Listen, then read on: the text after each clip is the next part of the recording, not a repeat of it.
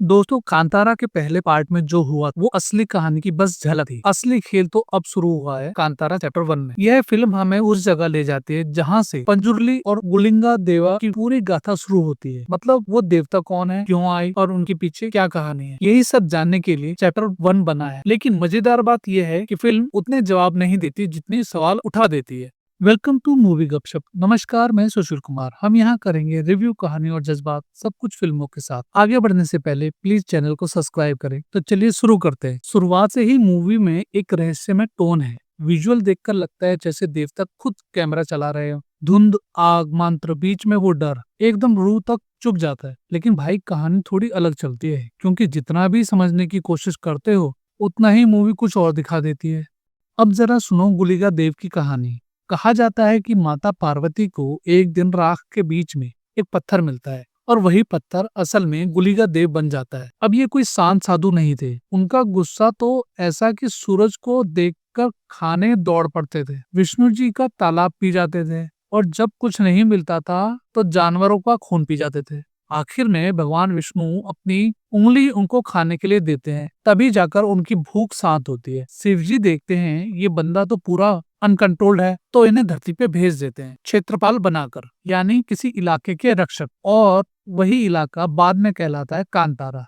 अब मूवी में दिखाया गया जंगल, भाई वो सिर्फ जंगल नहीं है, वो एक जिंदा जगह लगती है। इलायची, दालचीनी, काली मिर्च और रहस्य सब साथ चलते हैं। वो राजा जो उस जमीन पर राज करना चाहता है वो हिंसक है, लालची है, और उसी लालच से जागते हैं गुलिका देव। जैसे कोई चीख भीतर से उठती है, अब बहुत हो गया। यहाँ आता है मायाकार, जो कुछ कुछ देवों का मैसेंजर लगता है। वो राजा को भड़काता है, मसाले गिराता है और फिर सब जल उठता है। जंगल में आग, उसके साथ उठते हैं देवता जो पाप को भस्म करने के लिए निकलते हैं। भाई वो सीन अब गुलिका देव राजा पर टूटता है। भाई गूप्स बम्स ना गारंटेड है।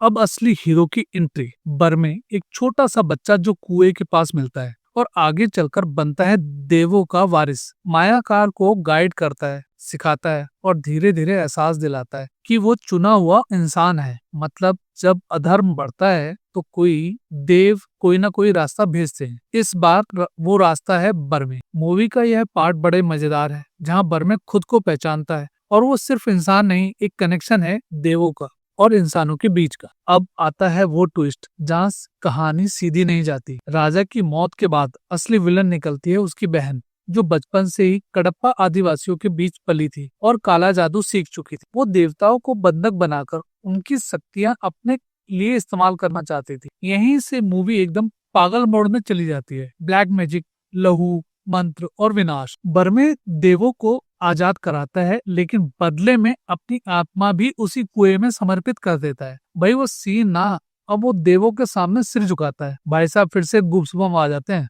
अब अगर ध्यान से देखो तो मूवी में बहुत कुछ छुपा है। जैसे बर्मे जब शिवलिंग के सामने खड़ा होता है तो वो असल में शिव जी ही है। वो मोनेस्टर है जो उस पर हमला करता है, वो नदी है शिव का रक्षक। और अब बर्मे त्रिशूल पकड़ता है तो समझ लो उसे खुद महादेव का आशीर्वाद मिला है। आखिरी बेल्ट में जब वो राजकुमारी को नहीं मारता, क्यों नारी पे हाथ नहीं उठाना, यहीं पर मूवी का क्लाइमैक्स है। तभी आती है चामुंडा देवी, शक्ति का रूप जो बुराई को जला देती है। भाई कांतारा चैप्टर 1 कोई साधारण फिल्म नहीं है, ये एक एक्सपीरियंस है जहां म्यूजिक, कैमरा और एक्टिंग तीनों मिलकर देवत्व को महसूस कराते हैं। ऋषभ शेट्टी का परफॉर्मेंस ऐसा है कि हर भाव, हर सांस तुम्हें स्क्रीन के अंदर खींच लेती है, लेकिन ये मूवी तुम्हारे अंदर की आस्था को हिला देती है।